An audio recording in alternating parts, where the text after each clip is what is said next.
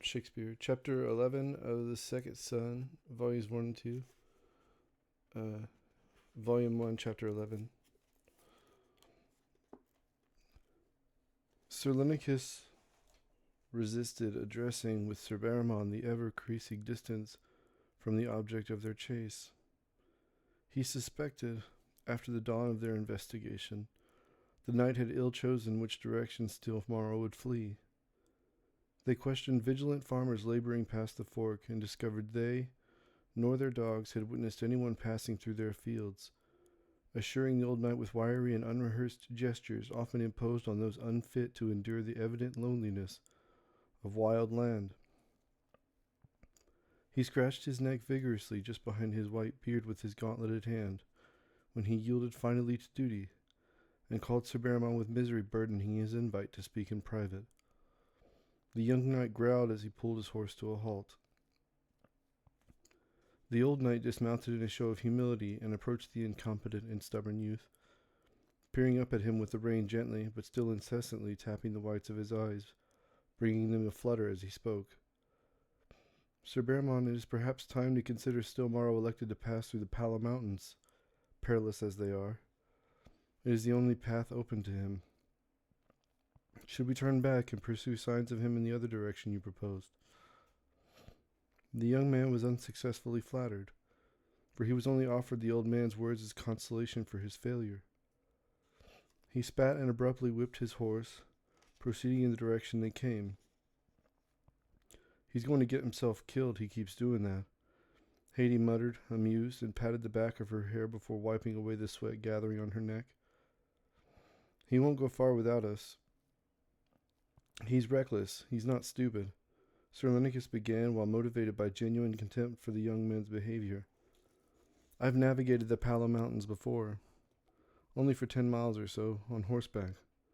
I believe I could do so again. Ninka dipped her head, astonished and ashamed by his ignorance, but laughed to be heartened before she spoke as they trotted down the road to catch Sir Baramon. Sir Lenicus, if I may, I should speak to this. He nodded towards her in apology, and she yelled as the chaos of their hoofbeats drummed deeply. The terrain changes overnight. It is as if the land is the sea. It roils and swells into hills that move like waves. However, it's imperceptible. Even the mountains may twist and shatter. But what is always maintained through these events is the vegetation. If we sleep amongst the trees, such as a grove, the land will not open up beneath us in the hours most dark and swallow us whole. It is the open plains you must avoid. Ninka shuddered as she gazed at the faces of her comrades, the soft but slender lips of Fez that allowed only earnest words to pass them. He was slight when standing next to Haidee, who was openly fond of the boy, and this quality only encouraged the woman, voracious in all appetites, to bed those possessing his likeness, enjoying this supremacy of size over her companions. And Deso rode alongside him, a peculiar young man with dark skin, habitually quiet, and once employed to protect a lord. She turned to the next, and the next, ruminating on their brief lives even yet to learn of the mortal peace that dawns after youth has fled your frame. Throwing her hair from her face and drawing it together to be tied, she spoke. The blood ravens, if you are injured, you must not reveal any symptoms of your suffering. They can see from above, poorly, as the iron from the blood they consume collects in their eyes. Fire will deter them, and feeding them something will likely work to keep them from annihilating us in one fell swoop. Pardon that last bit. Why'd your parents take you here? Sergius posed the question, bewildered at her survival and unconvinced of its truth. Ninka detected his doubts and applied her father's words he often spoke and long written down in his journals. Nature be indifferent to us, but your gentle neighbors may grow to hate you. Do not suffer them, and make your living where it is most perilous, and dispossessed of capricious company. Thrive as death's nose touches your own. Wisdom, however abundant, cannot impart to you the fate of our collective chaos. Peace is but breath before the war. The old sergeant scratched his nose in thought, as her answer was a revelation visited upon all thinking people after witnessing the deaths of one's agency and the scorn you will find born and nourished by those ashes. To engender cooperation, we surrender a modicum of the former to spare ourselves the latter. But when our perceptions of our society are twisted by grief, we endeavor to assert lasting dominion over our imagined enemies, if only to ransom them for our swift restoration. However, the extinction of self-efficacy will one day beget the paradox of a powerless majority, an untenable state of affairs that inevitably delivers those beleaguered masses to the altar of violence to worship and further pray for its eager and ruthless administration. Sergius nodded at Nika, embarrassed by her sagacity, before resigning to tender and now familiar strokes across his horse's thick neck, Amalda. The guide was inspired to do the same, and she whispered sincere compliments in her horse's perked ear as she leaned to brush the peak of her belly with her hand where her knee rested. Sir Lenicus, she began, regarding him curiously, and with amusement at the image of the old man outrunning any of the predators that stalked the land. Why did you ever go there? Unimpressed by his own feat, and in the face of superior experience, he uttered the following with a modesty that is especially becoming when advanced by elderly men.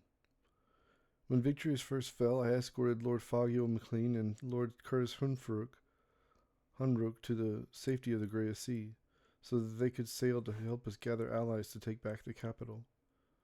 Ah, she nodded while suppressing her smirk. So you never encountered the giant. The giant what? Sir Barrymont intruded and intrigued at its mention. It's real? There is a giant that lives in a forest many miles inward. She pointed and grinned thoughtfully at the prospect of their introduction.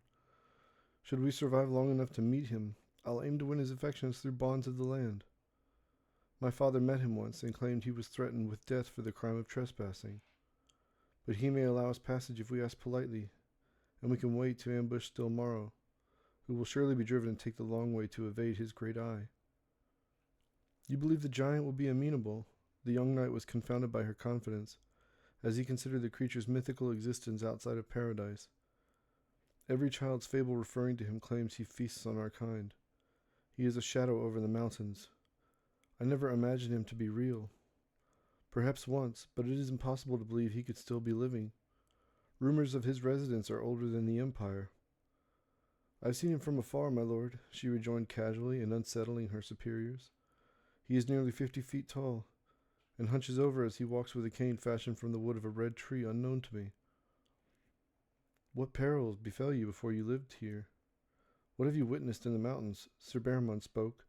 His timorous concern in forming companions, his departure from the sardonic and cynical estimations of their abilities, was uncharacteristic of him, but the fear that provoked his keen interest was ever present, and it polluted their resolve to safeguard the Lord.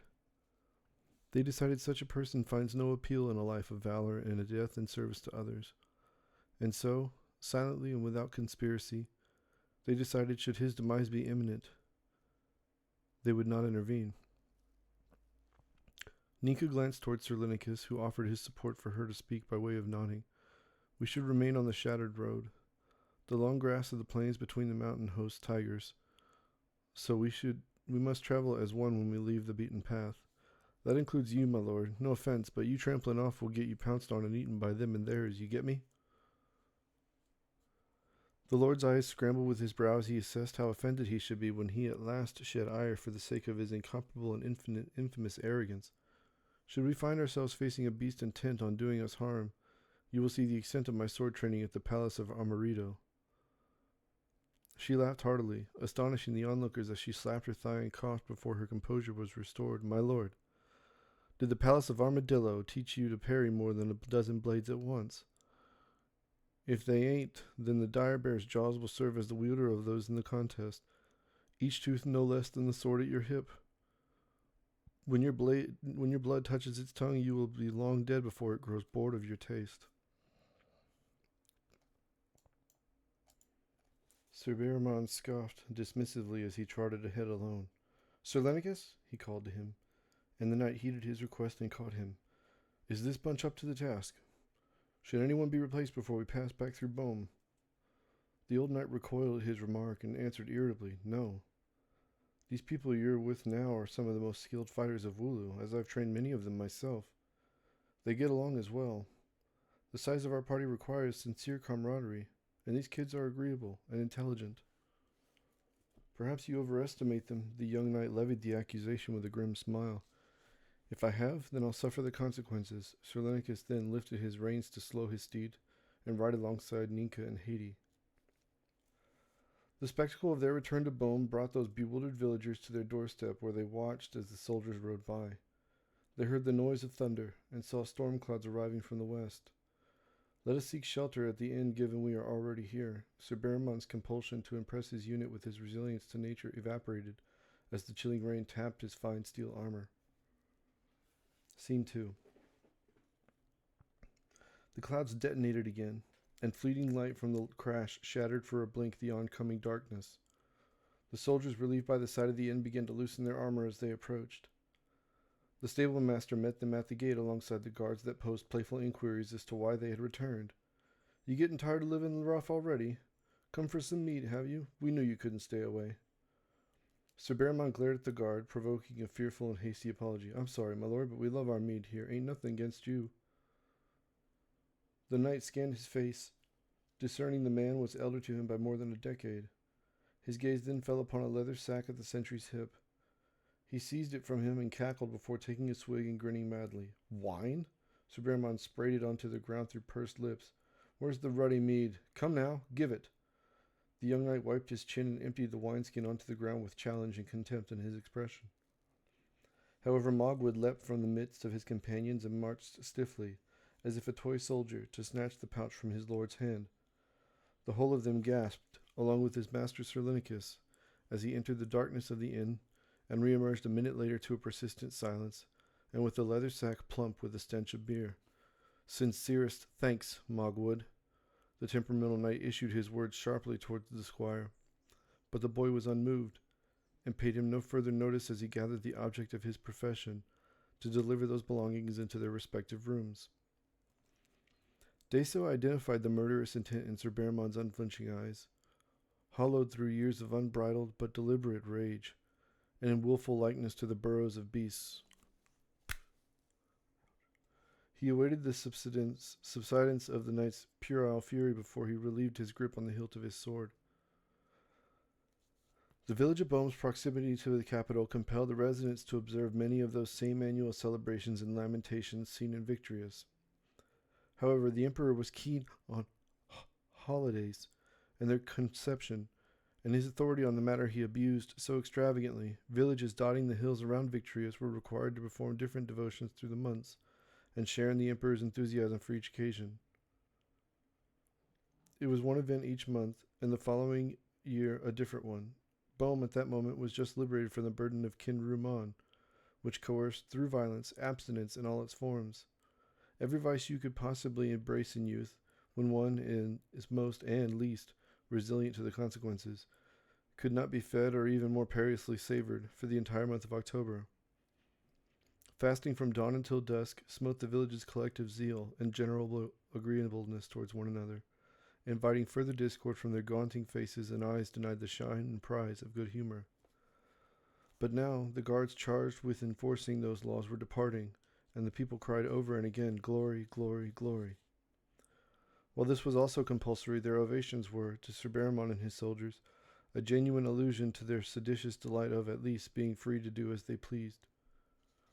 Barrels of mead were rolled through the streets with glee as the giggling children provided their meager efforts to assist the ceremony with due promises of candy, ensuring sweat would stain their brows. In short order, the whole of the hunting party deserted their resolve for the mission, and mingled amongst the villagers, quite taken, once again, by their dress and physique. The local nobility arrived late in fashionable flair, and permitted brief pleasantries with the peasants that offered no opportunity for grievances to be attended to, but it did renew the audacious but profound illusion of camaraderie between them. Those nesting near the fire in a tavern and cradling a hot cider with whiskey were most affectionate towards the soldiers, but especially Mogwood. Born in a storehouse as an orphan, his mother begged for the relief of death until she passed, sweating the sheets to drenched, and corrupting everything she touched with sores embedded in her corpse-yellow skin. His father's identity remained forever unknown to him, But Magua was offered assurance by his psychic upon the loss of his tongue and the abandonment by those who butchered him, that he would be a man of tremendous honor. The psychic was but 22 summers past. However, she bore the mark of immense suffering often laden on the old and feeble, who neglected to evolve with modern sentiments, and who thoughtlessly erode the resolve of their caretakers with ungrateful and spiteful remarks born from disease and mortal fear. The unassailable truth, that which has begotten and destroyed all efforts to render it false, is that death comes for us all. And the terror of pain and suffocation as your heart stills in eternal rest, the irreplaceable melody once beating in your chest, forever unique in its construction, but alike in its affections towards those similar, and contributing to the rhythm and composition of nature-defying chaos. Our apprehensions about what lies over yonder past the river Styx dements the mind and troubles our souls. We are of clay to time and the events of our waking hours, but the infirmed and isolated may further become victims of lonely and cynical self-reflection. With thus, Rajika had been afflicted. Arrested at the age of 12 for the crime of unemployment, she was made to spend 3 days in solitude and 2 nights denied agency in her dress, stirring the impotent and cureless urges in those charged with her imprisonment. And many of those perpetrators in her despair would be long forgotten, as her mind shielded itself from obsessive rumination. However, Magwood's filthy and wounded countenance confessed a persisting faith in her and her society.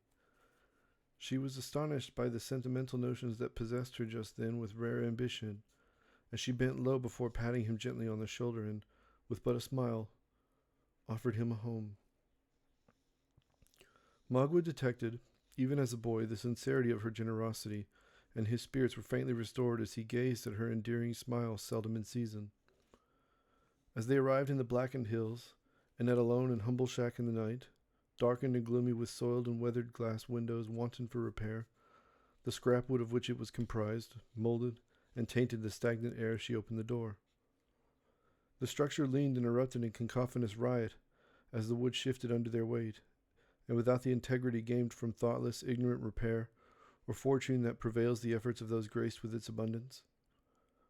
While he stared inside the dilapidated hovel, his eyes fell upon a rusting chandelier, and the specter of discovery by those who mutilated him deranged his senses and dispelled command of his limbs, and thus he collapsed unconscious on her doormat. Rajika slept with her knees pressed into her chest, as she lacked the space to lay them out properly. Her back faced the fire in the stove, and she rested atop the blanket she donned on him. Every evening for several weeks her breath displaced the loose soil making up the floor of her home, and she prayed earnestly for his survival at his side as he slept. She uttered ancient songs as if they were spells in cautious worship of old gods. To Magwood, her voice was brightened in its splendor by the warmth of her glowing hearth, and unto him the majesty of her music would bruise and disfigure his injured perceptions of other humans.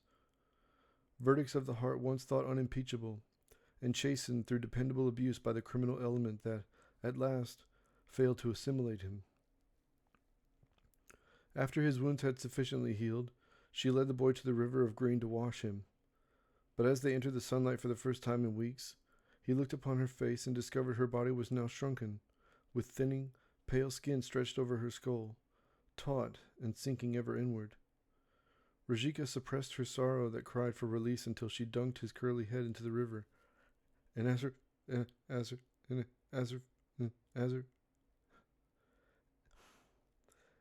fingers cleared the debris from his hair, she sobbed and suddenly freed him from the water before embracing him rapturously and adoringly.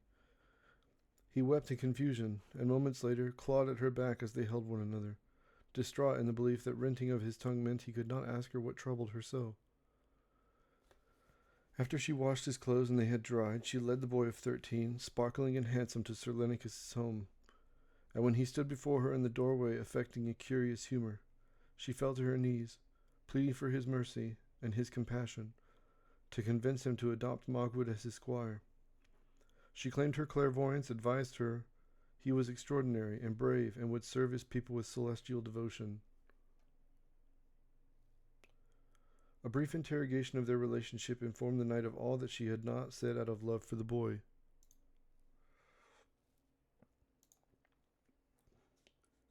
Chambry arrived behind him to investigate, who was at the door and warmly invited them inside. She welcomed them both with a hug and offered them a chair. Briefly disarmed of their assumptions of nobles, they drank the tea she offered, bewildered and uneasy as she retrieved more and more food for the pair to devour. Sir Lenicus dispensed with polity, however, and ate without grace or restraint, if only to encourage his starved guests they would not be judged for following in kind. Mogwood emitted audible and sincere laughter as the knight caught soup that dripped from his beard in his hand and ate it. Rajika descended into tears again, and once more, as the old knight revealed the burden of the boy's future, he would gladly receive. But still, Mogwood longed for her friendship, and was melancholy for years after learning the psychic had departed the city of Capra the following day, and swore to all who would serve as an audience at the gates that she would never look upon them again. The boy's ascendance to squirehood offered everywhere his like society succor, in the notion they could elevate their name. As they settled into their quarters, Haiti and Fez awaited their comrade's exit at the ringing of the dinner bell before she stroked his bony chest. "I can't," he began with a trembling inflection and glancing up at her suspended over him in the bed. "What's the matter?" She twisted and turned to sit beside him as he hung his head with shame weighing it down further. "I'm terrified is all. The sergeant, I ain't never seen someone fight like that. Except Romelia and Victorious, maybe, but I weren't there. Not really." His own words drew his lips into disgust at his confessions. "Still, Morrow is no more a man than you, no less neither. He can be killed, and we'll rid the world of his rotted valor." Her declarations were guttural in tone, and in likeness to her imagination, through what manner she would eagerly and meticulously rend the flesh of the old sergeant before ending his treacherous performance. Fez believed her, and kissed her flushed cheek as he lay near. He grieved his adoration for Haiti, who compelled him to suffer tremendous peril when he elected to remain by her side. He was wont to reveal his trembling courage, but she was aware of his reservations, and she brushed his arm tenderly before massaging his shoulder in reflexive consolation. "I can protect you," she began, certain of her claims. "I know fightin', and we can take 'em. You'll see." Fez forced a chuckle, and his smile to linger convincingly for several seconds as the silence followed. Hayden nearly erupted into tears because of her desire to cure him of his fear. But instead, she remained stone-faced and distant in thought, entertaining visions of battle with still Morrow. In the midst of nearly every fight ending in death, she could weep. She would weep as her blade crossed with her enemies. She could not restrain this phenomenal deluge, as it felt to be as natural as a war cry rather born of the eyes. Upon her deliverance to the gods a dozen of the Empire's foes, she came to be endearingly named one of the soldiers of sorrow. He, at last, wholly rejected further rumination of his self-pity and sprung from the bed. "Let's go eat. We'll hurry, and return before the others." He exposed his intent through a wry smile, and Tandy reciprocated with a coy and gleeful grin. Below, the innkeeper approached Sir Lenicus with a jubilance seemingly magical in the light of the fireplace near the dining area. "I'm Wes, my lord, Wes Rilo." He possessed thin limbs but a great, perfectly round belly and a black beard, thick but well kempt. His wife was a woman unrivaled in size for 100 miles in every direction, as well as for sporting a famously hardy beard herself. He kissed her forehead and squeezed her against him and bragged, "This is my lovely wife Emily. We run this place together." "It's a pleasure to make your acquaintance, my lord." She bowed and raised her hand in reference to simple, yet numerous gestures of respect amongst the nobility. "The pleasure is all mine," Sir Lenicus answered, and changed the subject as his stomach protested. "What are you serving for dinner this evening?" "It's a special hearty stew with gragulator meat." Emily delighted in the knight's surprise and clapped her hands in rapid succession. "I haven't had gragulator since I was a boy." Sir Lenicus imparted his agreeableness with a smile, and celebrated silently the memory of his father preparing it for him. When the gilded wetlands flooded, it connected several rivers and other bodies of water, introducing the predator to the habitat of southern Wooloo.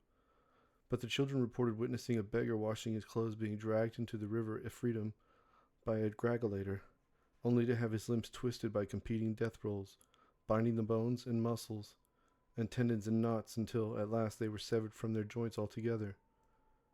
His gruesome demise provided the town council with exponentially more political capital than was necessary to seek undue retribution. After several months of the culling and many casualties in pursuit of their bounty, they were wholly exterminated. But the legend of their brief presence lingers due to old folks warning children keen on swimming nearby to watch for them.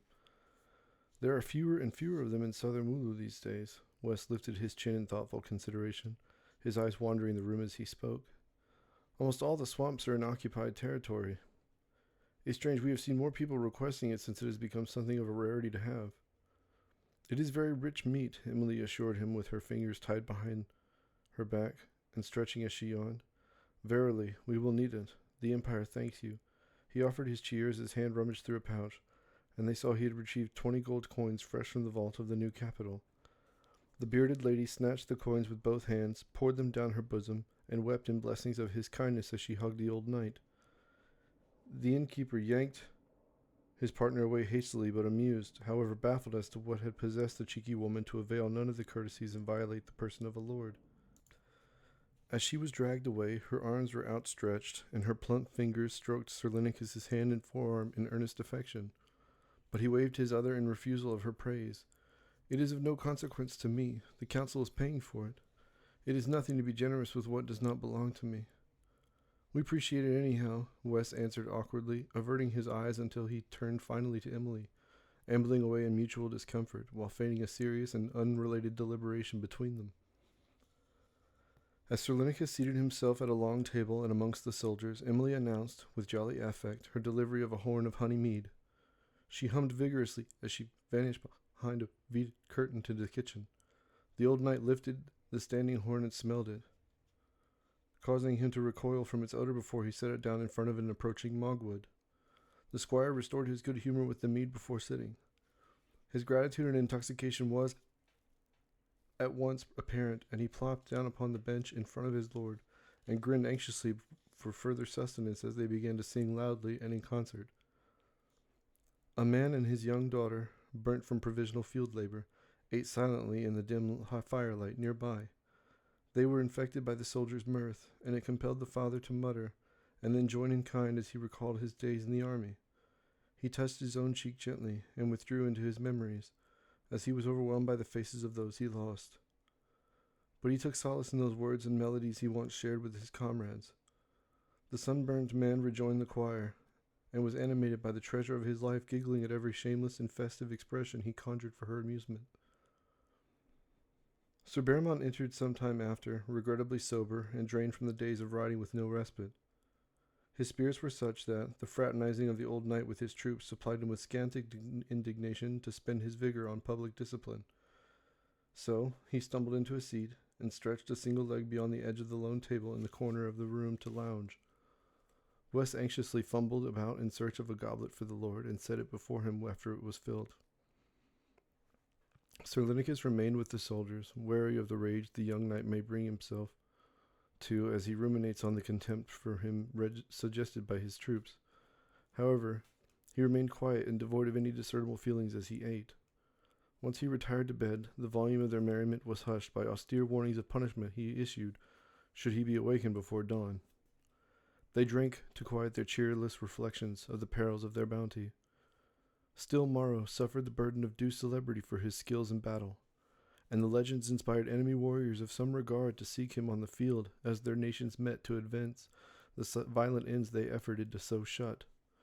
While a young man, Still Morrow delighted in these mortal disputes, but as the years aged him, he discovered his foes were of eternal youth and ignorance, and despite sharing the dress of previous champions, he saw those before him become but children, anew and scarcely corrupted by war. The old sergeant came to dread the maintenance of his myth, as he realized his survival of so many campaigns was a curse born from the gods, and his state unrivaled would end when feebleness stole his mind, or vengeance rent his heart. Scene 3. Fez and Haiti vanished as was conspired, and Sir Lenicus instructed West to have 4 small barrels of honey mead affixed to the horses in the morning, so they could restore the memory of home if the hour was ever most bleak. Before leaving for bed, he and Mogwood then traded cards for the recreation of Quint.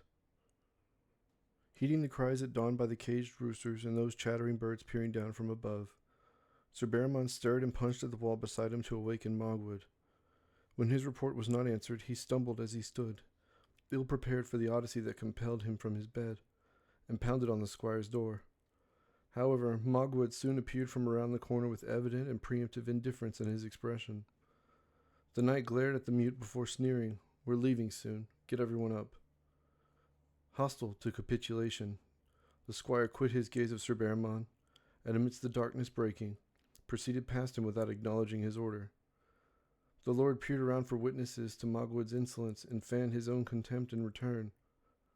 While no one was present, his voice would tremble still as he screeched and hollered rehearsed speeches he heard issued once by other lords to their servants regarding the wisdom of obedience.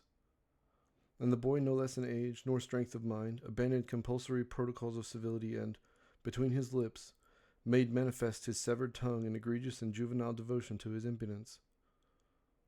The flash of his mangled flesh furnished unto the knight unparalleled nausea, and he spent the whole of his dinner on the sight before hawking at the squire's feet and departing the gloomy hallway with pounding greaves. The expense in waking the others, however, was considerable, and the sins of gluttony and sloth implicated the law in abusing the abundance of kindness and provisions of meat afforded by the village of Bohm. The squire's spirits were further suffocated when he discovered they had exhausted the 4 barrels of the stuff meant for the journey, and at last he unearthed Waz, Vinky, Dor, and Lero as they slept beneath a haystack, huddled as one and with their arms joined in earnest camaraderie to share a likeness with sleeping river otters. Mogwood groaned and swiftly sent his iron boot into Waz's ankle, granting his hunger the authority to lecture, through violence, those who crossed him of the urgency in which his stomach should be appeased. After several vigorous beatings, the men stirred as he struck them several more times. "Mogwood, stop it, you mute bastard!" Waz smacked the wooden handle of a rake as it floated menacingly before him like a stiff cobra.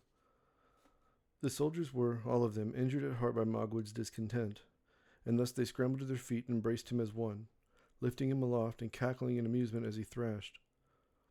But in a brief silence, his stomach turned and groaned in exasperation. "Is Mogwood a grumpy squire, is he? Is Mogwood hungry?" Dor sterilized his expression for the virtue of jubilance as Vinky dug his fingertips into the squire's ribs. The boy could but writhe in their tightened grip. Entering their lodgings, they dropped him in front of Sir Lenicus, who was seated at a table and eating breakfast with Deso and Ninka. "My lord," they uttered in pairs.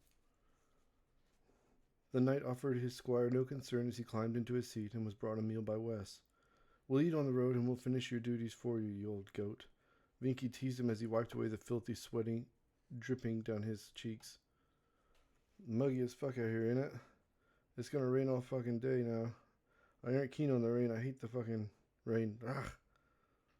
Dor remarked, slapping his thigh as the door to the inn shut behind them. Haiti and Fez returned, having foraged several meals' worth of herbs, along with 2 spring-fattened rabbits.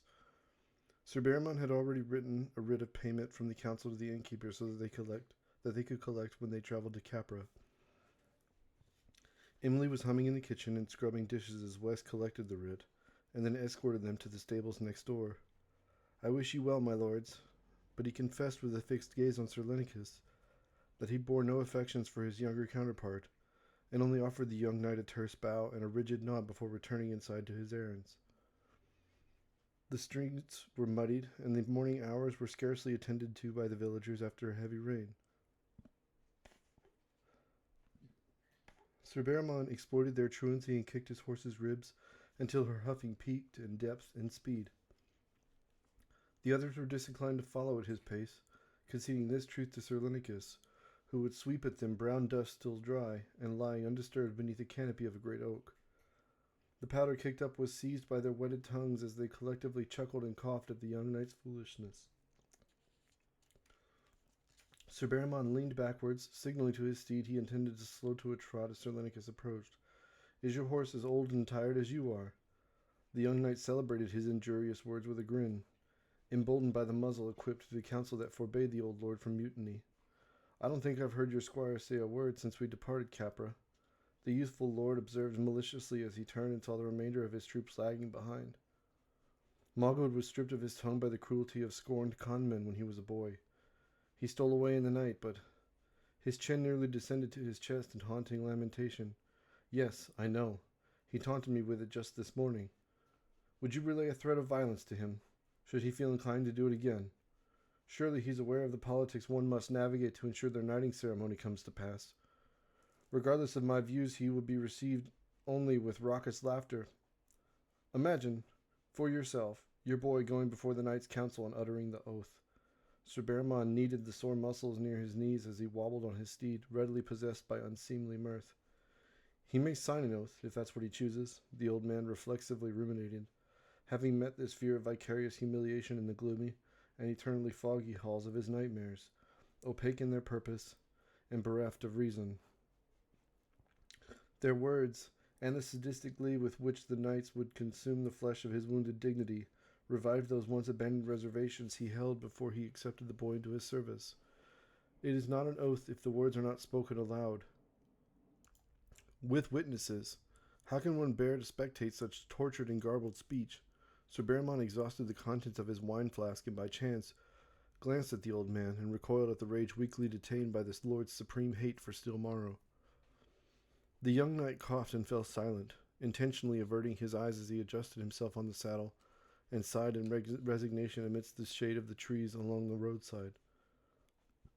He's a very capable man, intelligent, and he will serve his country well. He will be a knight of Wooloo, I'll make sure of it.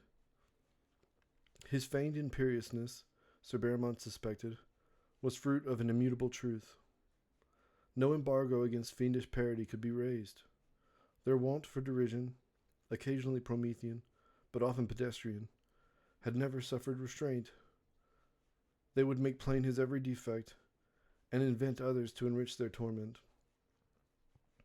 Sir Linicus glowered at the lord, but within he despaired for his squire, his son deprived his pedigree, but comparable in his morals.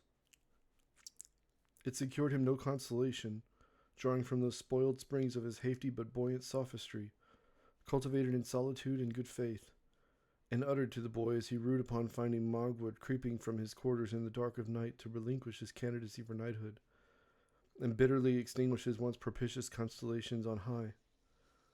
The old man confronted him by the Mejon Canal, however, and entreated him to stay, as his command of the blade and bow was unmatched by every squire he naturalized to the same during his service, and the boy's unsullied virtue, sustained by evident stubbornness, offered the aberrant covenant of a just life for those who would serve him in turn. The young Lord Behrman brooded in wilful isolation for 3 days, indulging in animus for his troops with his gaze ever fixed on the Palo peaks sprouting on the horizon as they drew near. The snow melted on the belly of those mountains, and the trees sown further up were sparse, but their shadows cast loosely joined to form the likeness of a balding head. The woeful darkness of night was made impotent by moonlight, and the trailhead they sought debuted between 2 stone obelisks with manicured foliage at their bases. The druids of Denfall are likely watching us, Ninka warned, as she peered into the obscured tree line. We should camp here, my lord. If we make an offering, they and their beasts will guard us as we sleep. Sir Behrman studied curious runes carved into pillars, and dismissed her counsel that he promptly regarded as superstition. We've nothing to bargain with filthy, scheming hermits, he answered disdainfully, and further proclaimed his unleashed contempt. Animal fuckers. Ninka gasped and surrendered her nerveless temper to beseech their forgiveness at the foot of the obelisks. Her rare and genuine terror struck the knight with potent apprehension as she knelt in prostration until, at last, a matured, 2-headed moose emerged from the edge of the Fialore forest to the west, and besieged with its presence the courage and service of their voices. In profound awe, Sir Behrman forsook his conditioned skepticism and collapsed to his knees, stupefied by the creature's size and mortified by his own profane slander. I bring you wine, a tithing to celebrate your glory. But his words seemed to be heeded by no one, as if his baying utterances were arrested at the cliff of his lips. He scrambled to the pillars and swamped the grass at its base with his beloved pledge until he observed the moose respond with a long blink before departing from whence it came, convincing the lord that his atonement was realized. Sir Linicus glanced at the bewildered faces of his soldiers and advised the young knight with a dauntless and tender hand on his shoulder, "Let us remain here. Their blessings are upon us." Ninka summoned a fire as her comrades whispered in the concentrated darkness beneath the Douglas fir trees. In short order, their bellies were contented, and silence prevailed as they slept in the uncertain refuge of nature's wardens. Mogwood freed his comrades from the grip of benign dreams as dawn marked the heavens, scorching the sky with its mercurial crown of clouds, orange and red. Sergius and Marvo started up the trailhead, ascending into thicker trees before looking up upon the shifting green valleys between the ranges. "It's clear," Marvo called to those waiting below, "except for a horse with no rider." Dor and Lero proceeded towards the pair, keeping pace with one another and their horses. By trial and blood, the boys were bound.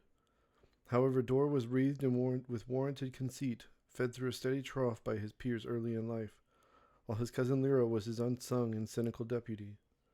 They confidently sported black, spongy hair with a flat top and wide, peculiar mustaches, sharp and impeccably pared into a rectangular design. And though they were of comparable height and build, Dor was supreme in mortal combat, and drummed the nippled spirit of his kin with the limits of his authority when they trained. But as Lero aged, at the present nearing 31, he came to adore colors and the texture of fine cloth, and consequently, his affection for the industry of tailoring became an apprenticeship. His ascendance to this station astonished his adoptive family, but he lamented he would never thread a needle, as he was soon drafted into the Empire's forces and deployed to Capra's city guard. The grief for his subjugation, however, met with the transcendent colors of what would soon become the new capital. He explored his new fixation, and eventually, his propensity for dyes and textures was apparent to artisans and novices alike, and thus the generous estimations of his fashion by those thought to be the most esteemed in this regard, and hostile to new talent, delivered unto him the fondness and charisma he had wept for in hopeless silence since he was a boy. But he surrendered this beamish acclaim to safeguard his cousin, whose gallantry could compel him to, on occasion, holler an outrage at the wind for its lack of patriotism. "You want some?" Dor raised an insulated container made of iron sheltering gummy sweet sap and opened it, inviting immense glee then to envy to Lero's face. "Thanks," he answered, his voice gruff and startled by his own utterance, as the pair had no cause to speak for more than 2 days. Marvo approached Sir Lenicus to express a contradiction of immeasurable allegiance to he and Sir Barrimon, while also issuing agitated and scurrilous criticisms of the young lord's command. The boy was birthed on the eve of a lost battle 25 years before, an omen that might have quieted any other of apparent immodesty. But upon learning of his father's enslavement as a prisoner of war of early rebel forces and then his swift execution, his mother swaddled him in rage to nurture and ferment a reverence for retribution. Some years later, though, unrepentant hate unseated all other ambitions when he revealed his intent to leave Capra with Sir Lenicus to capture the traitor Stilmaro. His mother discovered time had tranquilized her fury, and she was no longer afflicted with the obsession for vengeance. She urged him to forsake his cause and remain with her, but his heart could not be turned away, and as he marched into the Pala Mountains, she slept in their house alone until the markets stirred with the morning sun, and she was made to peddle wildflower seeds to supplement his earnings in his absence. Sergius, junior only to Sir Lenicus in summers past, noiselessly applauded Marvo's genuine wonder as they gazed at the hills rippling imperceptibly before them. It was a familiar vista, for the old soldier was once a farm boy whose partiality would be later hostage to Capra. And upon his inheritance of the land that once bore him, the lawyer charged with upholding the contents of his father's will offered a princely sum for it to build a summer home for his family. The sale funded he and his mother's move to the new capital, and further subsidized his swelling treasure of books, which proceeded as a maturing but displaced market since the first printing press was commercialized. However, his delightful hoard was broad in its appeal, and it earned the crooked coveting of his new neighbors, who would conspire to lay bare the breadth of their villainy by despoiling him of his two chief affections on this earth, his library and his mother. He discovered her chilled, pallid corpse at the bottom of the stairwell when he returned from his night watch one morning in the fall. The old man frantically dragged her into the light of the sun beaming through the window, and saw the blackest that death may appear riddling her skin in a procedure of chaos, as they did not spare his mother by rendering her unconscious before they beat her to death. Sergius mourned unceasingly until darkness returned, and he carried her despondently, but dutifully, into his library, where he would instantly descend into a state of flawless desolation upon seeing the nakedness of his shelves. He placed her gently on the floor and saw the unlocked and open window that overlooked the alley. The old soldier regarded the act of returning it to a locked position as utterly pointless, and wept into his spotted and arthritic hands until he fell asleep beside his mother's now rigid corpse. After her body was laid into the earth, his personality conformed to his grief, and stripped of that which he loved most, the mission to capture still Morrow offered the prospect of a certain and noble death, and his unfailing compulsion for charity was satisfied lastly by marrying a girl of grave misfortune named Julia. It was a transaction that ended in benevolence, as she was orphaned during the war, and her face marred from shattered glass through the infectious sadism those invading soldiers could not exorcise. Her inheritance of Sergius's pension and home upon his death was assured by a government clerk, and thus he became bereft any hesitation to perish at the sergeant's hand, or, he considered, in a manner more grisly, for his guilt had conspired relentlessly with the indelible memory of his mother's mangled body, and it coerced him into deranged yearnings for a ghastly and vicious demise to achieve his regrettable obsession for penance. Julia came to occupy the second bedroom, and was convinced in her performance of matrimony, promising to tend to the home while he was away. But when night fell, this illusion did not persist, and the most intimate they shared on their wedding night, only hours before he departed with Sirlinicus, was being seated in chairs some feet apart from one another beside the fireplace as they read separate copies of the same book. He kissed her hand as he stood at their door the following morning and made certain to imply he would never return. With their last embrace, she swore to pray on his behalf, and sobbed as her friend and deliverer vanished proudly and with serenity beyond the city gates. Fez nodded off, and nearly tumbled from his horse as he awaited their advance up the trail. Haiti cackled and punched him on the arm in jest before approaching Sirlinicus with the intent of relaying a strategy she devised. "If it's all right with you, my lord," she directed at Barramon, "I cannot understand a word ye say. You're so sophisticated and lordly and all that, so I'll say what I want to say to Sirlinicus, and he'll tell you what I say, okay?" "I see," Sir Barramon began, now thoroughly disillusioned. His authority was still intact. "I suppose you think you're clever. You all believe you're so fucking clever, huh?" His horse stomped as he led her in erratic fashion, but Haiti freed them from his imposed silence with a malicious grin. "Set my apologies, my lord, but I cannot make sense of what you're going on about." His startled steed nearly reared towards the sky as he first roared at them, and then charged up and past the 4 soldiers at the top of the hill that led to the valleys between the Pala Mountains. Fez shook his head, suppressing his cheer as she returned to his side to effect. He was not pleased with her reckless prodding of a knight.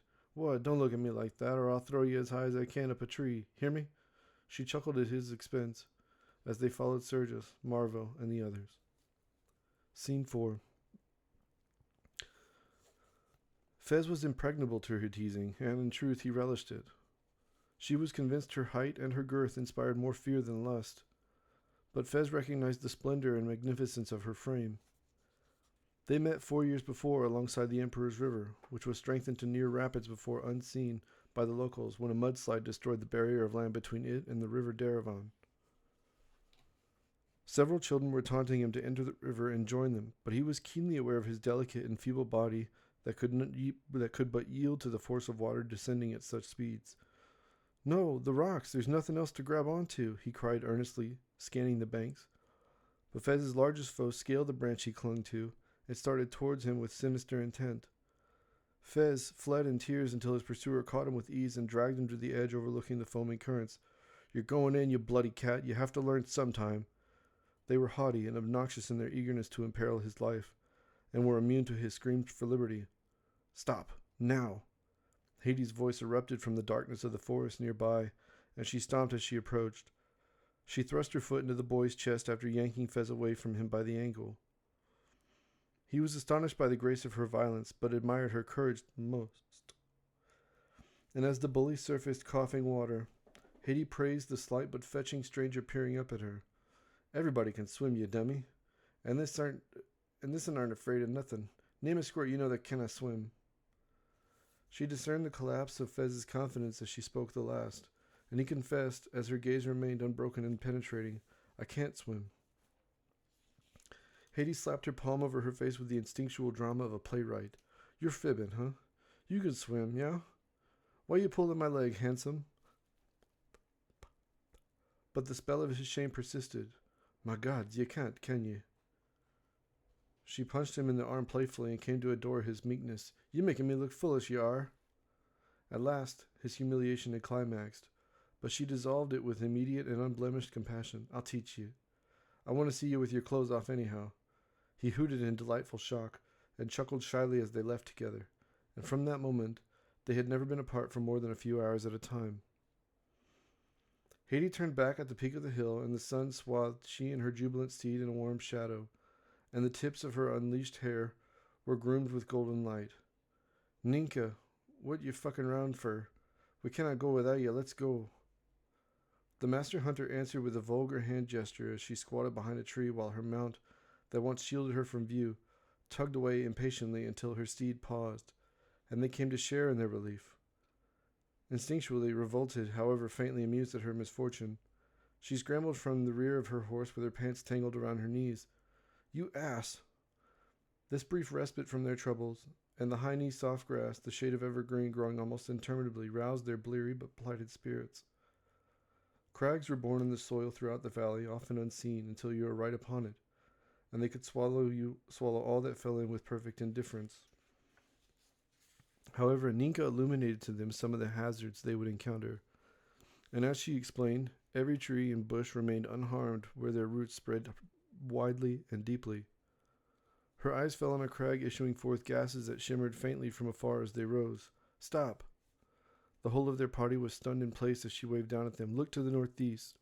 40 meters from you, my lord. Do you see?" Sir Behrmont drew away as he discovered the perilous sight. "What is that?" "Explosive gases," she began ominously and laconically. "When the earth opens up, sometimes it is deep enough for these to rise. Breathing it will kill you, so you cannot come too close. It is best to travel from grove to grove if we are able. But when there is nothing but the long grass for miles." The young knight nodded and resisted the dread of falling helplessly to his death. "Thank you, Ninka." She returned a curt gesture of acknowledgement and passed him by as she circled the seething pits. Her reunion, after 15 years with her home, supplied her with tainted succor, as she knew it may mean her death to look upon those ancient trees once again. As a young girl, she was raised chiefly by her 3 older brothers, who were only marginally more deficient in aloofness when compared to her parents, in which for the whole of her life she exchanged 100 or so words with. Her survival was measured through her obedience, and her fondness for her brothers transformed her compliance into uncorrupted devotion. And when she was 17 winters, she departed their home within a healthy grove of pine trees to find her parents at the instruction of her oldest brother, Cleve. It was then she came upon their ruined corpses being consumed by a horde of feral mountain boars, and was made to flee up the trunk of a pine and watch them from above as they were eaten whole before her. Cleve died from dehydration from an intestinal virus 2 months later, and their sudden exodus from life that rendered their wards leaderless compelled her remaining brothers, Rip and Hunt, to send Ninka to Capra with 5 sizable gold nuggets and advised her to seek an education. But she did what was once unthinkable. She dismissed their wisdom to join the guard instead, and purchased for herself the finest steel sword she could afford, and a handful of practice swords to train. Sir Lenicus witnessed her evolution into a viable training partner for him with a blade, and recognized the buried but weariless humanity when they shared in the despair of their troubled world. And when they sat together in the twilight by the window of his home drinking tea by the fireplace with Chambry, he requested she come on as his squire, but she declined him flatly. "I'm an animal, not a knight. Pardon me for saying so, my lord, but I don't figure most anyone is." Sir Lenicus was virgin to rejection of this kind, and could not refrain from smiling. In the present, Ninka studied the Palo Valley, and turned to the old lord. "Have you ever seen a Gibberman?"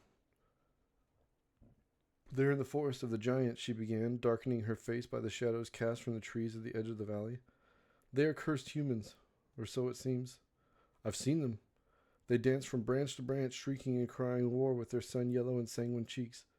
Their fur and fangs are of fire, and their eyes are seething pits, hollow and painted black. Ominous, he chuckled at her austere countenance before settling into perfunctory wisdom that rejected often unrealized terrors. We will manage. He coughed and composed himself. They are legend, but so too is our bounty. These mountains humble all, she stated with grim reverence, and eyes upon Sir Barrimont as he cautiously approached the abandoned steed grazing in the long grass ahead of them. Waz and Vinky were last to see the valley, and they exchanged words in their mother tongue of Kresh. They arrived 5 years earlier in Capra from the peninsula of Gilda, the first territory to be conquered by the budding empire due to its control of a trade canal they dug out between the Grey of Bugreed and the Sino del Reino, the Sea of Kings, and the Greya Sea. A wealthy and learned city-state, they elected to surrender to Wooloo without violence in exchange for a path to citizenship for their people. Other provisions for limited regional control were requested, but fatal demonstrations against the impending occupation in the city square, as well as the Gildan's terms for peace, offended the emissaries charged with negotiations. They commanded the local militia exterminate impoverished foreigners certain to be more expense than could be justified. Then, they drafted those remaining that lacked ownership of land into their military, meticulously dividing them amongst their forces until no insurrection could be fomented. Waz's father Vume discovered his son could only inherit his land upon his death, but was uncertain of the boy's allegiance, and was troubled by the notion he would gleefully and brutally police his own people after observing, without repudiation, Wooloo's ceaseless propaganda. The boy was, by inclination, uncritical and gullible to their efforts, and thus voluntarily enlisted into Wooloo's foreign service after he found his father had hanged himself days prior to his 18th birthday. Vinky was present when they found him, and his dispassionate expression reported no concern as they read the note he wrote that ended with his father pleading with them to burn his final words, to spare his mother any accusations of treachery. But following the administration of their oath of service, she drank a vial of poison to orphan the agent of tyranny they reared. As age and independence are reliable generators of individualism, the boys would later weep as they realized the cruelty of their commission, and they came to resent their own occupation in countries they were ordered to invade. Gildan forces were made to shield the native Wooloo troops marching behind them, while dressed in meager leather armor, and so they fell in numbers disproportionate to their representation in every battle. Surviving 2 campaigns of conquest where 500,000 perished, Waz was first to return to Gilda, and remained there for 2 weeks before departing for Capra to serve in their guard. The abundance of mortal contests he won, however, regretfully inspired the flattery of those young people still blissful and beholden to their native and misplaced patriotism. He detested their ghoulish exultations of his victories, and could not refrain from mentioning his contempt for them to Vinky in letters he wrote while his friend remained stationed on the front for 3 more years. Orphaned long before Ramilia's rebellion, Vinky was conscripted into the youth forces, and initially rejoiced in having regular meals while enjoying the luxury of a bed. But after years of slaughter and many injuries minor to his constitution while young, it would gradually unmake his resistance to doubt for his duties.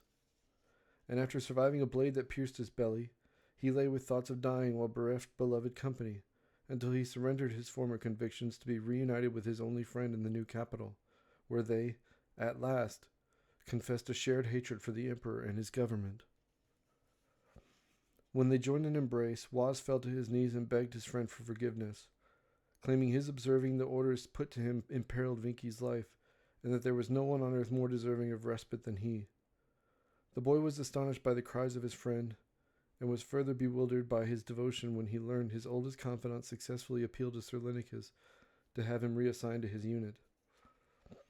Deso issued forth a primitive howl and reappeared wholly dusted with dirt and on the shoulder of a nearby hill with 4 dead rabbits, evidently once prosperous in life, as their rotund bellies presented the soldier with the trial of unearthing them through too narrow a burrow. Nika rode up to him, and his carnivorous delight arose.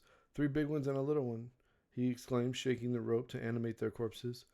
She shook her head, grinning. You cannot eat the big ones. They're poisonous to humans. Dor and Lero growled and spat before the former addressed her irritably. God damn it. Why can't we eat the little one, then? She snatched the rabbits from Deso and explained with casual certainty. To digest some of the vegetation here, these rabbits possess an organ that develops with age. Their meat becomes enriched with a sticky yellow fluid we cannot consume without expiring soon after from liver failure. Ninka dissected the largest of his game and extracted a small purple organ from its eviscerated belly. You see? She cast it to the ground and wiped her hands on her steed before removing the same organ from the baby, and promptly tossing it into her mouth and chewing it as though it bounced between her teeth. See, this isn't safe to eat. And by impish design, her comrades nearly tumbled from their horses in revulsion as she cackled at them while still chewing. What's the matter with you all? Sirlenicus trotted past her with his nostrils widening in disgust and an amused scowl. But she was suddenly made to shield herself from the others when they were pelted with wooden tankards. However, she was pleased, for she was aiming to draw their teasing to still the boredom in their hearts. All right, she cried, swatting a plate down that flew towards her head. Get your damn dishes and let's move. Sun sets early behind the mountains. It can get cold and dark before you get your trousers washed. As Deso looked upon the valleys, Dor and Lyra chewed on a Vingang root to quiet their uneasy stomachs, worsened by invisible predators dwelling in the grass that surpassed the tops of their heads, even while mounted, and only thickening ahead. Sergius and Haiti were assisting Fez with his armor as he complained it was too loose and chafing under his arms. You're too slight. You've got to fatten up, Sergius advised, chuckling. You're gorgeous, Luno. Don't listen to this fat old man. Haiti shamelessly revealed her nickname for her lover, and Fez's face seemed to tremble as his wide eyes begged her to cease. Moon Man? Why does she call you that, eh? Sergius smirked at her, but she punched his ribs sportively before enjoining, Fuck off with you now. He mounted again and caught up with the others. Marvo was, for the present, the only accessory to Sir Baramon's authority. The soldier trailed behind him dutifully as they awaited Nika's return to the spear end of their formation before advancing to nourish the night with a swig of wine. Thank you, Marfo. He wiped his mouth and scanned the ripples of green hills shifting imperceptibly. Spared even a glance from his lord, Marvo pursed his lips in feigned welcome before slowing his horse to mope by himself in the rear of their party. Mogwood examined the ground at the edge of the seething pit and saw the deadly vapor shimmering above when Deso rode up beside him. Kimba has seen these as well, but they're off the coast and deep beneath the sea. The squire wrote the words Capra Sinkhole on a ready parchment, and Deso acknowledged him with burgeoning sorrow. I remember. We evacuated the whole residential district because of the fumes, but everyone too old to run perished alone in their beds or in their chairs at the dinner table. The boy scratched more words. I buried them. And his face was somber as he pointed also at Sir Lenicus and reflected on the traumas of his enlistment while his new friend nodded with regrettable sympathy. Scene 5. The island of Kimba stands remotely in the Silo Ocean near the edge of the world where Deso's people were unmatched in hand-to-hand combat. 2,000 troops resisted 12,000 Wulu fighters for 6 weeks until the Emperor unleashed his naval cannons to decimate their fortress and consequently melted the gold he desired from the flames born of the explosions. 40 years of occupations unmade their resolve, and the exercise of just conspiracy was rendered impossible by prevailing subservience to fear of murderous retribution. However, some that survived those times trained their descendants despite fighting being forbidden. At the age of 20, Deso was without equal amongst his family, and his propensity for warfare met with an informal education in the subject by an exiled Kimban general living in hiding, and by the devotion of his former troops. Deso's success provoked his father into arranging to smuggle his son to the mainland of the Wulu Empire, where he might better prosper with his talents. The merchant vessel that bore him there was captained by a strange and hefty woman named Oroshi, who admitted to him, as she lay naked upon his clammy and lachrymose heart, she had murdered the previous captain and stolen his ship. Deso capitulated to her first advance as she drew a knife across his chest and shaved the growing hair there. I just want you to be clean, and undressed him fully every third night to spend her depraved and avaricious yearning. For his troubles, the captain gifted him a knife no longer than his hand as he stepped onto the pier to at last leave the capricious authority of she and the Grey Sea. The maintenance of his disguise was abetted by crates intended for delivery to a visiting lord named Demilio Orgos, and so he was given permission to pass as the guards at the Manor's Gate where she resided, inspected the contents and found them to be both familiar to their lord's habits and benign in their liability. When they discovered his blade, however, they derided him by flicking their thumb pressed forcibly against its dull edge before returning the weapon and asking him over and again, You pick your teeth with that. He got it to match the size of his man flute, another cried, and cackled as he slapped his knee in contrived amusement at his own joke, making plain he pined for catharsis. But he was abandoned by his comrades at the gate, and they deliberately withheld their mark of good humor until he slumped into a dark corner and whinged silently, but still unrepentantly, as he contemplated his unjust life. As the Kimmen came into the light of the staff entrance to the manor, a servant at the door saw Deso's face was gaunt and wearied, and thus exclaimed with the urgency of reflexive, genuine affection that the boy would be fed in the kitchen at once. The old man became invisible with the darkness of his summer skin in the unlit hallway, as they crossed through corridors, claustrophobic in their effect, and bearing a resemblance to the gin-fire catacombs built beneath most of Capra.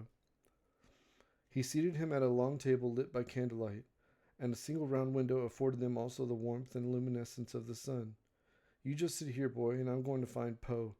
He's our chef, and he's meant to be around here somewhere. Don't be frightened. Lord Demelia is not keen on receiving her delivery just now. She's very kind anyway and takes no pleasure in abuse. Deso was relieved, and he did as he was instructed, but having heard no one come or go for a time, he departed for the room agitated, and stirred by his hunger into searching for the friendly old man until suddenly his eyes fell upon a bloodied sack of grain at his feet. As he removed the bags, he found the old man and his colleague Poe had their lives extinguished by a blade that rid the blood from their throats. At the peak of a stairwell above him, he discerned the faint but audible click of a shutting door, and he scrambled up the stairs, moved by new but otherwise incurable vengeance. Footsteps tapped the floor ahead of him as the murderer fled further into the manor, and he pursued them with his knife in his grip. The running ahead stopped, and Deso paused some feet away in response around a corner deprived of any light, and thus he remained hidden as he peered at his fugitive from afar. The assassin in all black advanced on a woman turned away and nearing her 60s. She was modestly dressed in a blue gown as she sat at a table eating, and so, armed with his blade, the Kimmen warrior bounced it in his hand to test its weight before spinning and throwing it with poise and finesse cleanly through the neck of the killer. The woman slipped from the table to the floor at the sudden noise and shielded herself with her chair as the murderer fell to her knees, and gasped impotently before her face was stilled and stained with fading ruby. Deso appeared from the shadows and with a measure of his pride announced his name and his purpose there. "I am Deso Logorio.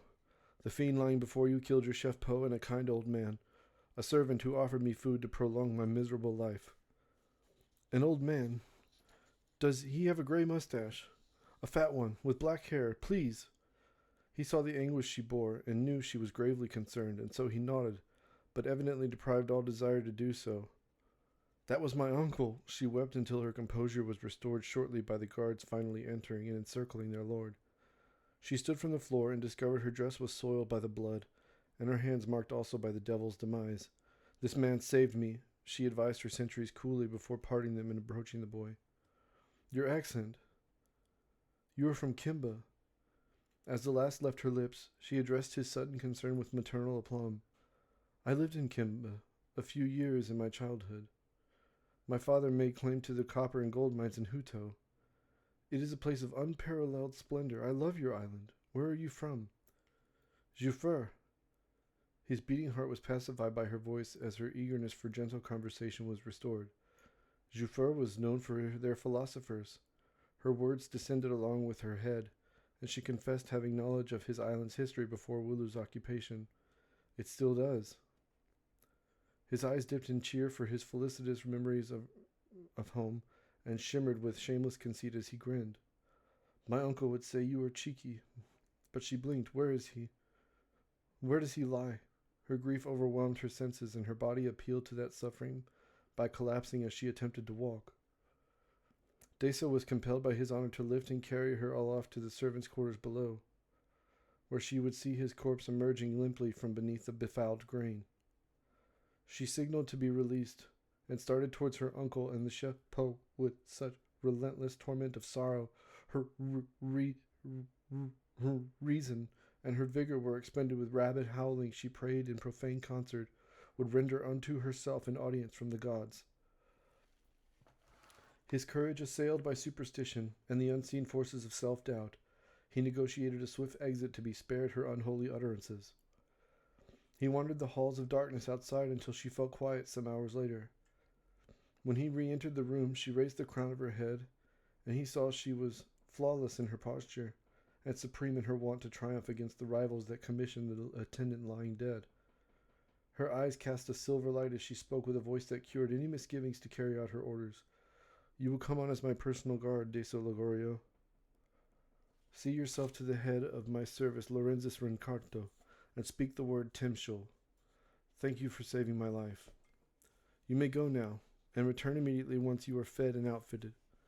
She turned away and secured her stare to a flattering portrait of her uncle, electing to spend the ensuing hours rejoicing in silence the passing of her loved ones and to, as is tradition, invent the wisdom of their final words they would never impart, a statement that should demonstrate the sum of their virtue and sagacity. She decided Chef Poe's last words would likely be, "Make less, not more, cook for friends, and save the store." Her poem was merely a rhyme she plagiarized from him, and it was a phrase he learned from his grandpappy. His shrewd and unyielding policy to never prepare more food than was absolutely necessary had spared their lives when they were quarantined, and briefly altogether forgotten, after a servant that often visited the market fell ill with corco rot. They survived on his abundant stores of many sealed perishables with long shelf lives. The Lord Demelia's tenacity and the measure of her convictions underwent a mutation beneficial only to her capacity for hate. She became indefatigable when duly considered against her former self. Demelia confessed to a bishop the methods for torture she invented, made vile by their design and the pain they would wrought, and it had displaced all other enterprises of intrigue. His words, born from the elderly and enfeebled lips of a sheep farmer's son, smote her righteous but virulent fury, and disarmed her dire fortress in the clouds.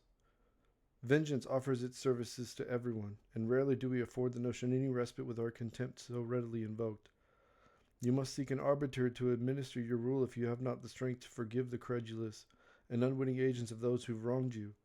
Prosecute the principals responsible. A woman is dead, along with your uncle and the chef. Justice may subsist for now. For 5 years, their mutual esteem enriched the quality and success of her politics, and Deso was awarded citizenship of the mainland at his lord's behest. However, the hysteria spawned by Remelia's army arriving at the gates devoured the hollow peace of the capital, and the hushed rage of once ordinary people would be wholly unleashed amidst their horns to advance, and their cries for havoc and revolution wrested the dependable innocence from the breast of thousands who had never looked upon a spoiled blade, whether they perished or no. Consequently, Deso and Demelia appealed to the wisdom of the stabled horses regrettably arrested by neglect, and confronted by the majesty of fire to flee through the gates on the back of a grateful steed. The arrows spent from the walls of the city pursued them still, and whistled with dreadful glee before piercing the flesh between her ribs and flooding her maimed lung with blood. Her breath and her grip on his waist faltered, and she slipped from the rear of the saddle as her consciousness retreated with incurious abandon, twisting and rolling violently upon striking the ground. Deso urgently swept his horse's reins to return to where she lay. But as he leapt down and slipped between the oncoming arrows for her deliverance, the gods were moved by caprice and discontent to suspend their benevolence, along with her aegis of providence, and the soldier long devoted to this wounded paragon was made to witness the momentary glimmer of polished and pointed iron sailing above, and casting to its frenzied audience the splendor of the sun, until at last it impaled her skull, and spared her further the burden to persist, and he his wilful subjugation. The company's spirits were shored by a light spring rain, but a peculiar and dense fog would descend from the belly of the Pala Mountains, and herd their horses in cautious instinct. "The fog is alive," Ninka whispered laconically and dismissively to her comrades nearby. "Don't be afraid, it will grow bored with us in time." The god's blessing, what is this place? Sir Bearmont swatted the air around him, and a thunderous avaricious groan erupted around them. The knight's countenance was fleeced of his undue conceit and the bloom of good health. His lungs surrendered to the paralysis of his fear, and he nearly whimpered as the fog suddenly lifted, evaporating as readily as water on a searing pan. "Now that it has learned who we are, will it return?" Sir Linicus posed the question on behalf of his troops, reticent to express the phenomena had been disquieting. "Afraid not, my lord. Different reign, different fog. She stopped and smirked at his concern before massaging their injured and encumbered morale with learned assurances. It's nothing to fret. It will visit and slow us as we go, but nothing more. Put your mind to watching for gopher holes. You don't want to break the ankle of your bearer, unless you're Fez. I'm too big to share Holly here with any of you. She patted the neck of her steed affectionately and started down the shattered road with her vigilant gaze upon the ground ahead. Marvo leaned from his saddle and into Sir Baramon's ear, who welcomed his confidence to speculate. I wonder how long it's been here, and how he's traveled so far. He's traveled since he abandoned his horse. It gives me pause, the young knight began agreeably, subtly indicating his concern with a frozen and apprehensive stare on the road. I've seen Stilmaro, and if he sees fit to advance on foot, I cannot help but wonder if we wouldn't be better served following his example. We will not be faster than he, but our speed will be steady, and should we be disfigured by beasts or elements, our companions will deliver us more easily to Capra on horseback. Nico's advice was heeded, and the young lord expressed they were of one mind through a departure from pedantic repudiation.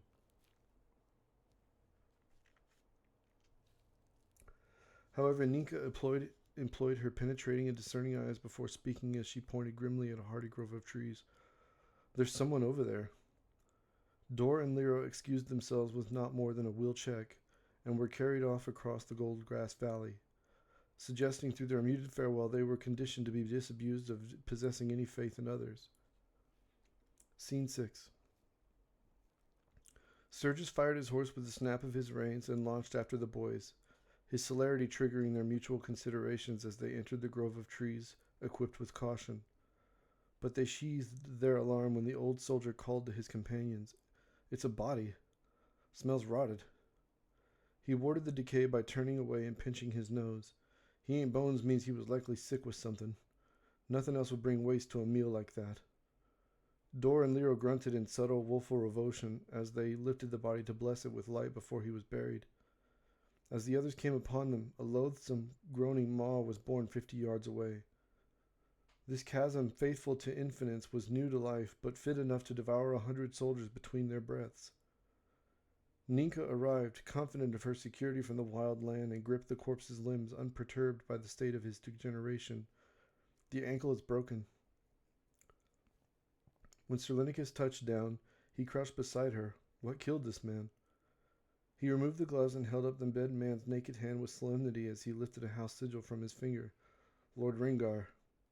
I'll write to her, as she's as old as I am. He chuckled with feigned irreverence. Ninka inspected his scalp and scowled as she retrieved her dagger and cut away at his hair. He bled from the inside. He's a rebel. He bears a message on the skin of his head, you see? The old knight moved his shadow away to read the words in the light, but the letters formed had faded to be almost invisible. That's a very old trick of the Rovan military, but he has long since been a rebel and likely a spy as well. Haiti vomited as she approached and garnered the attention of her comrades and the affection of her lover. It's the smell, she claimed with widened, confused eyes as they stared. Sir Baramon and Marvo glared at her from afar, refusing to advance as the odor struck the young knight. Waz and Vinky ceased digging a grave as Deso informed them of his insurrection. They grinned in astonishing relief as they packed their shovels and slapped away the dust. How long has he been here, do you think? Sturgis posed the question dutifully, investigating the man's fate. 3 days in this weather. He knew to flee to the trees. She wiped her hands clean on the rebel's body and stood, while discarding whatever remnants of concern remained. Sir Linicus announced a command with a penny of reluctance. Let's continue after we bury this man. It shouldn't take long with how many young people we have here. His subordinates guffawed, and their eyes drew into evident disgust at his order. He was a traitor. Sir Baramon levied his accusation fiercely as he came upon them. We will leave him here and continue our search for Stilmaro. Everyone, mount up and let us ride. The old knight remained unmoved as he stood over the dead man. He was a man of Wulu, whether we like it or not. It is the honorable and decent thing to do. Waz and Vinky tossed away their merriment by throwing their heads back and sighing before retrieving their shovels as Sir Baramon recoiled at their disregard. I said, get on your horses and follow me. But he was impotent. And his embarrassment drove him to drawing his sword with unsteady conviction. Marvo backed away from the young lord as he cried, bereft of reason or restraint. I'm going to have you all tried for disobeying a direct order from your lord. You could pay with your lives for your insolence. Deso stepped forward, his leather armor stained the red of the palace legionnaires. You would threaten all of us, here, in the middle of nowhere, where there are no witnesses? It's all right, Deso. Sir Lenicus touched his shoulder, and Sergius furthered the mission to spare their lord his perilous blade. The young knight wore his contempt for them as long as he could bear, but it dissolves as he discovered the utter loneliness of his surroundings. Deso's unbroken gaze reignited his fury, however, and Sir Beramon swung his sword downward. The Kenbin warrior was deft in his movements and unharmed as he stood again without unsheathing his sword. The young knight tried to smother his shame with mortal blows, but was rendered feckless by his opponent's superior skill. No number of swings offered redemption, and within the heart of a mere moment, Deso tripped his lord, causing him to fall with his face in the dirt. The incensed knight roared and punched the earth.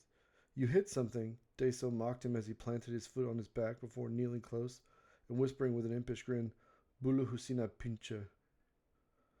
A fool who would fail to strike their own shadow. Sir Beramon eyed the soldier and stomped off to his horse without the company of Marvo, who now sullenly wandered the long way to his steed, awkwardly parked beside the fool's. What are we going to do about him? Ninka inquired, diseased by hate. The old knight shattered his mercy once ensconced in pearl and flames from a deaf heaven and spoke. Let him be as long as he behaves. But should we suffer his rage again, and he draws his sword in contest, we will kill him. The labor was performed begrudgingly, with Dor and Lero joining Waz and Vinky at the urging of the pair's incessant groans and muttered curses. But they fell silent as the body descended into the grave, and as the dirt was cast, some would repent their abhorrence, dredging their measure of their compassion to pray for his soul. After several hours upon the shattered road, Haiti crowed at her rumbling belly, aching and plain in its want. But Ninka ahead would be detained by a dreadful sight, and her steed was called to a halt. A pristine and sun-bleached skeleton lay in front of an overturned prison cart, and they scanned the prairie around them with suspicion. They then saw the bone hoppers leaping with instinctual disorder, but screeching in eerie concert as they nibbled their feast to get at the marrow. Josiah Kriege, why is this land so creepy? Haiti mewed and buried her face in Fez's neck, seeking refuge as they stood at the tree line. Shakespeare. Let's just get to marching. I'm already sick of being here. You. She then pointed accusingly at her guide and comrade while grimacing with puckish effect. You're a freak, you are. You got no sense staying here as long as you did.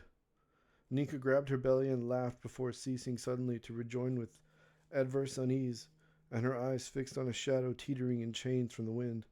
There's a body hanging inside the cage. Sergius, Marvo, and Deso were elected to search the area as the others inspected the overturned cart, but found nothing. The hinges squealed as the door swung, and a heedless raven pecked at the remains as they came closer. This one here, their guide began with swift condemnation towards the headless corpse. I don't know where he's from, but it's not Wooloo. But the other one here is.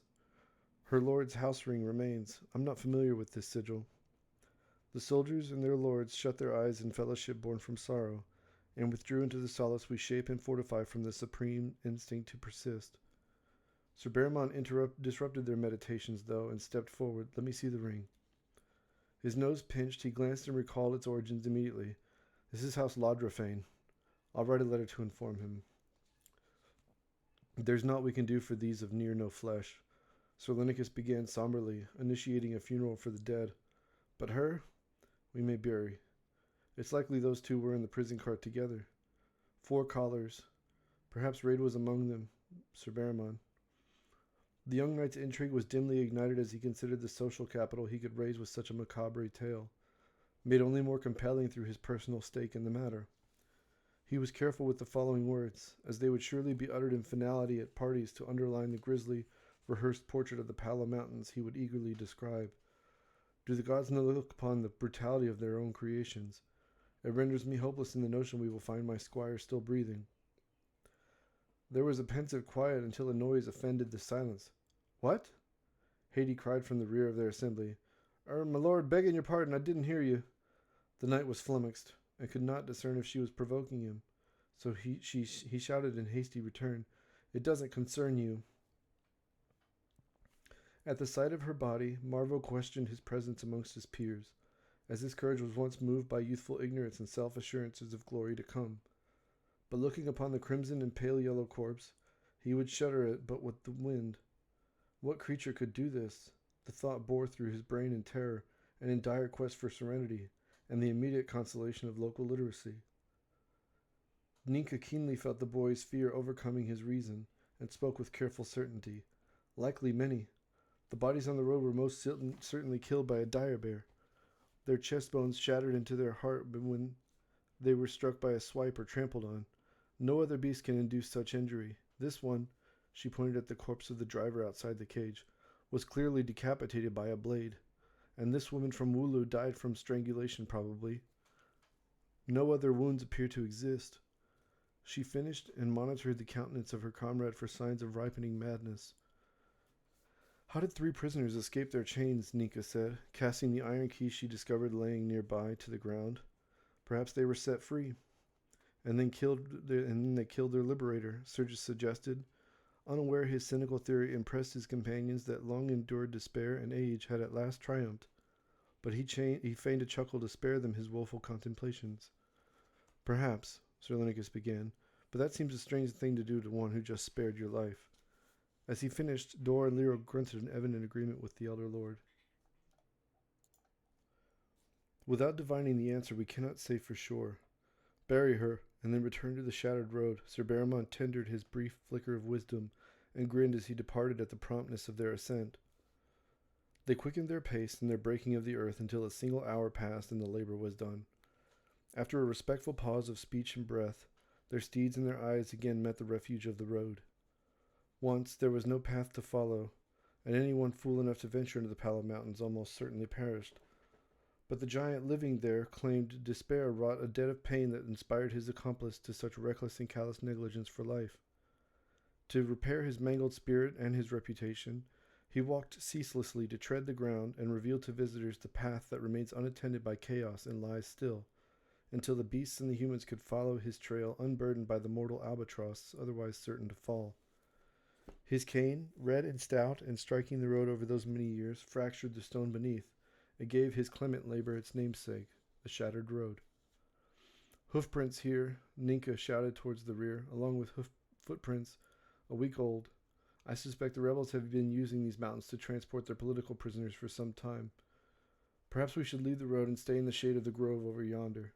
She finished and pointed across the plains, descending and ascending again to a bright congregation of odd-looking pine trees. "Nonsense," Sir Barrimont asserted. "We will stay on the road and follow the tracks. I haven't seen my squire's body, so I imagine he's still out here somewhere. There is also the danger of the mountain tigers squatting in those trees." Ninka was an intrepid but jaded creature. The latter quality conceived most of her troubles. "Them's winged pines, my lord. Branches about as thick as your cork," she chuckled. "Tigers weigh 400 to 700 pounds, you get me?" "You're a vulgar wench." Sir Barrimont spat at her and trotted to a safe distance as she rued upon his curse. "I'm going to kill him now," she advised the old knight with fury genuine and incoherent. "No." Fascinated and busied by her temper, Sir Lenicus gripped her silver-coated chain pauldrons. "Stop, you can't kill him for that." Her company erupted in applause and mirth when she fell from her saddle, as her horse advanced without her. Deso seized their guide and set her on her feet. "Holly," she cried with no avail, as her steed was a rare burgundy-maned Creof stallion, and also under the auspices of expensive youth, and so she tendered her surplus through sprints and skyward hops until her heart thumped in drumming ecstasy, and she at last slowed to a halt awaiting her rider. For hours no other sounds found them, save the constant clopping of their steeds' march.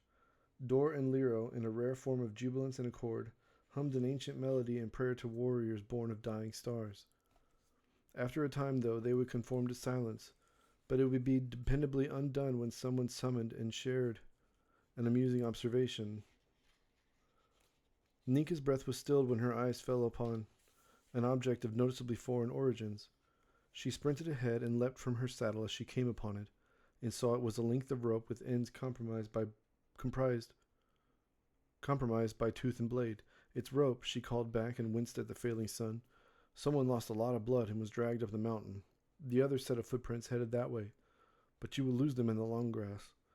Sir Lenicus approached and examined the rocks above, and saw more blood dashed against them. We must find the fourth prisoner. I pray they're still alive.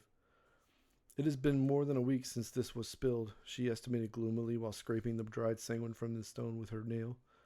It came to nightfall, and deprived the light to continue.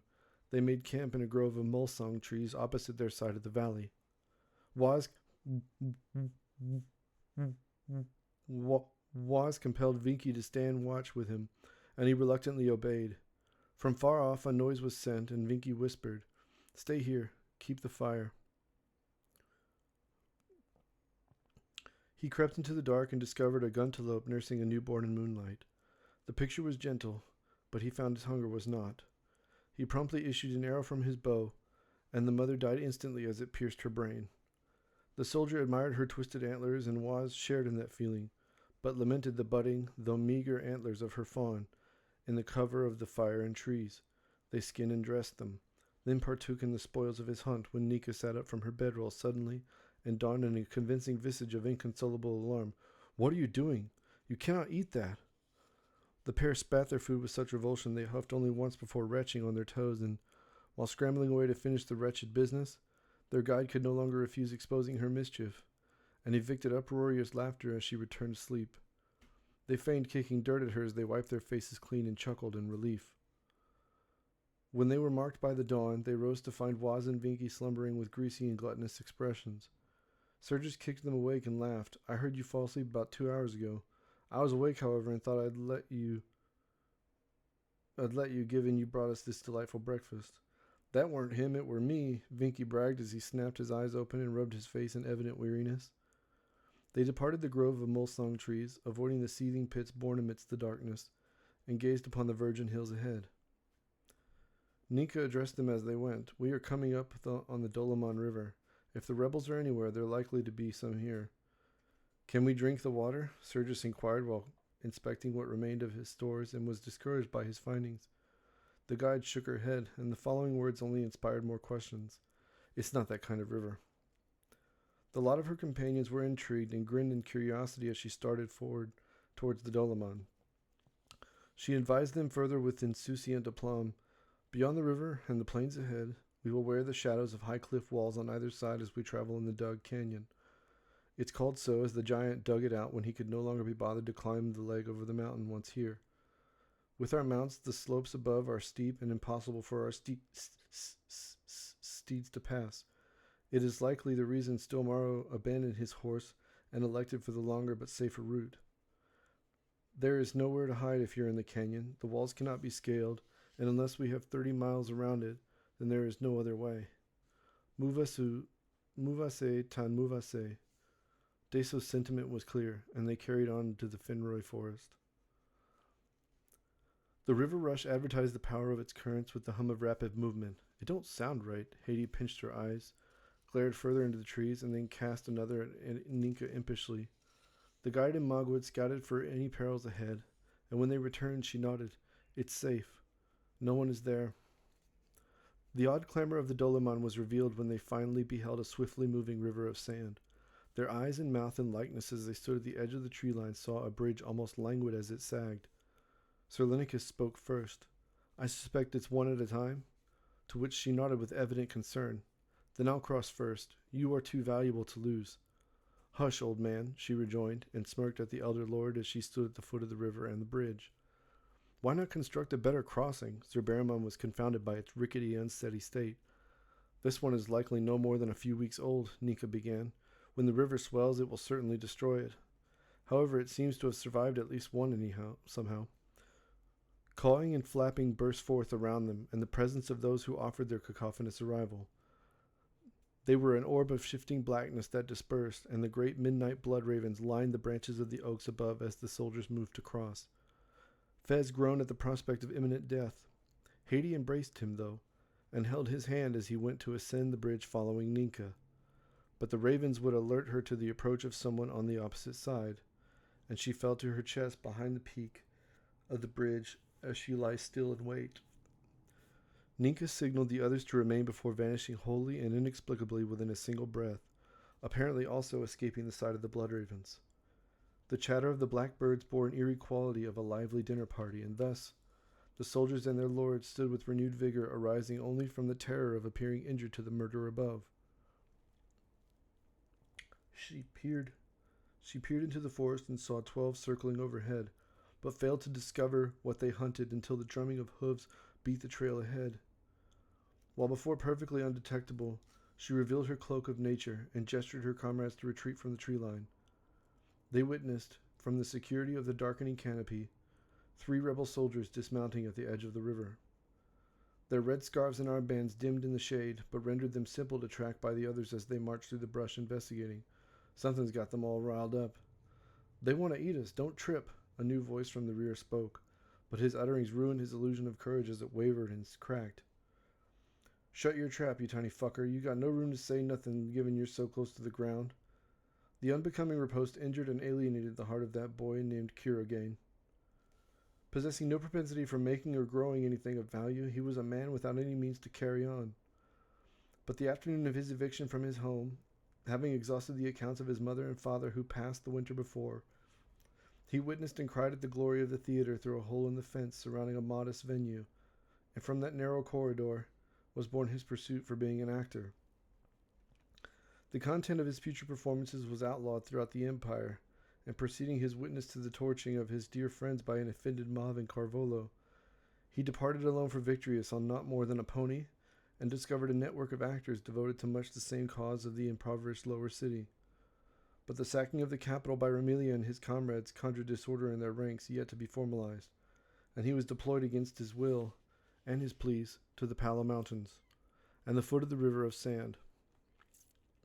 Forlorn at the thought of his distant friend still breathing, Kuragain thumbed a slim copy of his first screenplay he ever performed in his pocket, The Brittle Lord Piddle, where he portrayed a mad merchant, and inadvertently laughed, along with the audience, at his own joke during his very first public